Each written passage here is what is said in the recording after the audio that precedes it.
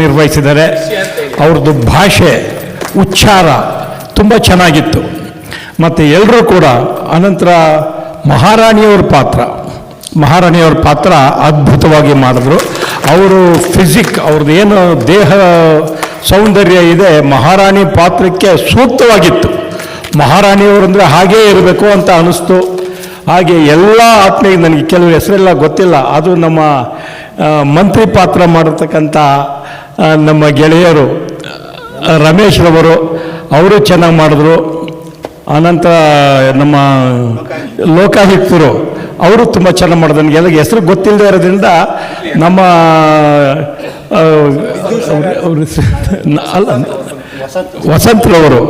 ವಸಂತ್ರವರು ಪಾತ್ರ ಚಿಕ್ಕದಾಗಿದ್ದರೂ ಕೂಡ ಚೊಕ್ಕವಾಗಿ ಅಭಿನಯ ತುಂಬ ಚೆನ್ನಾಗಿ ಅವ್ರ ಕಣ್ಣಲ್ಲೇ ಮಾತಾಡ್ತಾ ಇದ್ರು. ತುಂಬ ಸಂತೋಷ ಆಯಿತು. ನಮ್ಮ ಸಂಗೀತ ನಿರ್ದೇಶಕರು ಮತ್ತು ಕೊಳಲು ವಾದನದವರು ಇಡೀ ನಾಟಕಕ್ಕೆ ಮೆರುಗು ಕೊಟ್ಟರು. ಆ ದುಃಖ ಸನ್ನಿವೇಶದಲ್ಲಿ ಕೊಳಲು ನುಡಿಸಿದ್ದು ಮತ್ತು ಅವರು ಮ್ಯೂಸಿಕ್ ಕೊಟ್ಟಿದ್ದು ತುಂಬ ಸುಂದರವಾಗಿತ್ತು. ಎಲ್ಲ ಪಾತ್ರಧಾರಿಗಳು ಮಾಡಿದ್ರು. ಆದರೆ ಇನ್ನೊಂದು ಸ್ವಲ್ಪ ಅಭ್ಯಾಸ ಬೇಕಿತ್ತು ಅನ್ನಿಸ್ತು.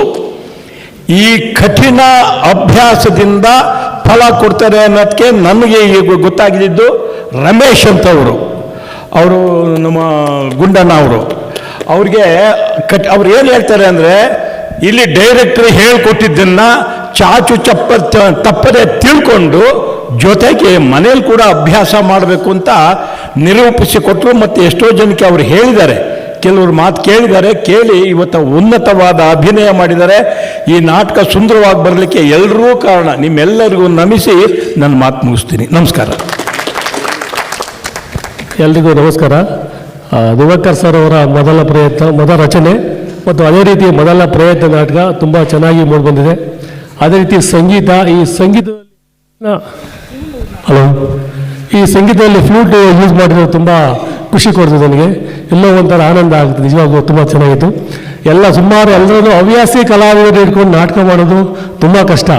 ಯಾವುದೋ ಸಮಯಕ್ಕೆ ಬರ್ತಾರೆ, ಎಲ್ಲೋ ಹೋಗ್ತಾರೆ, ಯಾವಾಗ ಬರೋಲ್ಲ. ಸೊ ಅದೆಲ್ಲ ಒಂದು ಕಡೆ ಗುಡ್ಡೆ ಹಾಕಿ ನಾಟಕ ಮಾಡಿಸೋದು ತುಂಬ ಕಷ್ಟ. ಅದು ತುಂಬ ಚೆನ್ನಾಗಿ ಮಾಡಿದ್ದಾರೆ.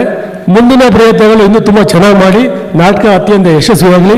ಎಲ್ಲರಿಗೂ ಧನ್ಯವಾದಗಳು. ನಮ್ಮ ಸೆಟಪ್ ವರ್ಕು ನಮ್ಮ ಹಳ್ಳಿಕಾರ್ ನಾಗರಾಜ್ ಅವರು ಭಾರಿ ಅದ್ಭುತವಾಗಿ ಮಾಡಿದ್ದಾರೆ. Music also once again I tell you, they have done a good job. And also every artist they have done very well. And especially lady artist also, that heroine character, that lady also, she has done very good also. I really congratulate all the people. Thank you. Nagaraj Hallikar ಅಂತ ನಾನು ರಂಗಸಜ್ಜಿಕೆಗೆ ಸಹಾಯ ಮಾಡ್ತೇನೆ. ನಾನು ಮಾದಯ್ಯ ಅಂತ ಈ ರಂಗಸಜ್ಜಿಕೆಗೆ ನಾನು ಕೂಡ ಸಹಕಾರ ವಹಿಸಿದ್ದೇನೆ. ಸೈನಿಕ ಹಾಗೂ ರಂಗಸಜ್ಜಿಕೆ ಸಹಾಯಕನಾಗಿ ಬಿ ಶಾಂತಕುಮಾರ್.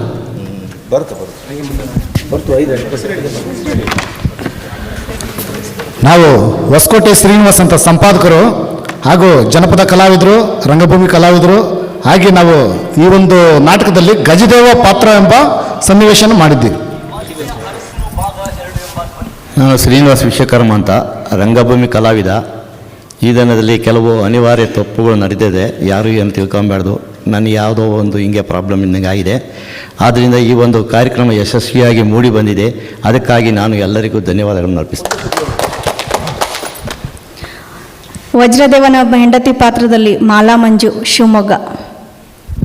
ರಾಜಕುಮಾರ ಅವರ ಹೆಂಡತಿಯಾಗಿ ತಿಷ್ಯರಕ್ಷಿತೆ ಮತ್ತು ಶಾಕ್ಯ ಸುಂದರಿ, ಪೂರ್ಣಿಮಾ ನನ್ನ ಹೆಸರು. ಸುಭದ್ರಂಗೆ ಪಾತ್ರದಲ್ಲಿ ವರಲಕ್ಷ್ಮಿ. ಸುಮನ ಹಾಗೂ ಕುಣಲ ಪಾತ್ರದಲ್ಲಿ ರೋಹನ್. ರಾಕೇಶ್ ಎಸ್ಪಿ.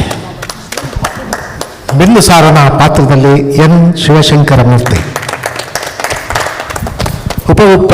ಉಪಬೋಧ ಭಿಕ್ಷು ಪಾತ್ರದಲ್ಲಿ ಅರುಣ್ ಕುಮಾರ್. ರಾಧಾಗುಪ್ತರ ಪಾತ್ರದಲ್ಲಿ ಎನ್ ಕೆ ರಮೇಶ್.